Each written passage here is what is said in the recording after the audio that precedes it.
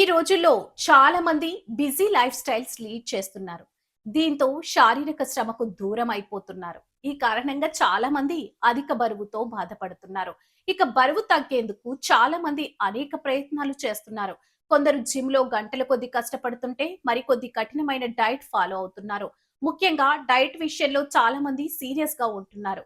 బరువు తగ్గేందుకు చాలా మంది ఈ రోజుల్లో తెల్లన్నం వైట్ రైస్ తీసుకోవడం లేదు.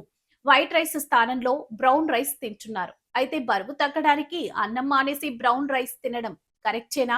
దీనిపై ఫుల్ క్లారిటీ ఇచ్చారు సీనియర్ క్లినికల్ న్యూట్రిషనిస్ట్ ఏం చెప్పారంటే, నైట్ రైస్ స్థానంలో బ్రౌన్ రైస్ తీసుకోవడం అనేది ఆరోగ్యకరమైన అలవాటే, కానీ కేవలం దీనివల్ల బరువు తగ్గడం జరగదు.